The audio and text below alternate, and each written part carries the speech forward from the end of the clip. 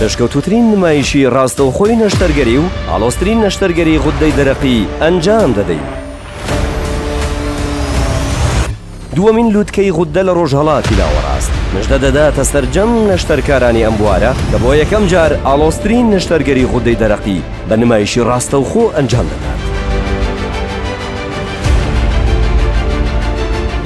تاوەری تەندروستی سمارت بە شانازیەوە میوانداری گەورەترین و پێشکەوتوترین لووتکەی پزیشکی دەکات لەسەر ئاستی ڕۆژهەڵاتی ناوەڕاست تایبەت بە نەخۆشیەکان و شێرپەنجەی غودەی دەرەقی. ئەم لووتکەی لە ڕێکەوتی 27 و 28 ئابی 2026 بەڕێوە دەچێت بە ئامادەبوونی شارەزاترین پزیشکانی ناوخۆ و نێودەوڵەتی. ئەم نەشتەرگەریانە لەلایەن تیمی پزیشکی پسپۆڕەوە ئەنجام دەدرێن و ڕاستەوخۆ پەخش دەکرێن بۆ هۆڵی کۆنفرانسەکە. ئەمە تەنها نمایشێکی ئاسایی نییە بەڵکو تیشک دەخاتە سەر نوێترین تەکنیکەکان و چارەسەرکردنی ئاڵۆزیەکان لە کاتی نەشتەرگەریدا لەگەڵ هەبوونی گفتوگۆی ڕاستەوخۆ لە نێوان هۆڵی نەشتەرگەری و ئامادەبووان. خشتەی نەشتەرگەری ڕاستەوخۆکان ڕۆژی یەکەم lateral neck dissection and advanced nodal clearance.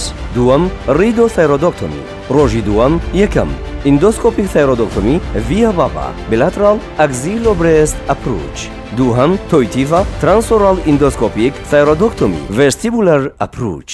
ئەم لووتکەیە تایبەتە بەم پسپۆڕیانەی خوارەوە پزیشکانی پسپۆڕی نەشتەرگەری گشتی، پزیشکانی پسپۆڕی نەشتەرگەری کوێرە ڕژێنەکان endocrine surgeons، پزیشکانی پسپۆڕی نەشتەرگەری شێرپەنجەیەکان، پزیشکانی پسپۆڕی نەشتەرگەری قورگ و لووتوگوێ ENT، پزیشکانی نیشتەجێی دێرینی نەشتەرگەری، ستافی پێشکەوتوی پەرستاری و شارەزایانی ژووری نەشتەرگەری. خۆتۆمارکردنت دەرفەتێکی زانستی بێوێنەیە بۆ ئاڵ و گۆڕکردن و بەرەو پێشبردننی ئەزمموی پیشەی و بینینی وردەکاری ئاڵۆزەکانی ئەم تەکنیکە نوێیانە.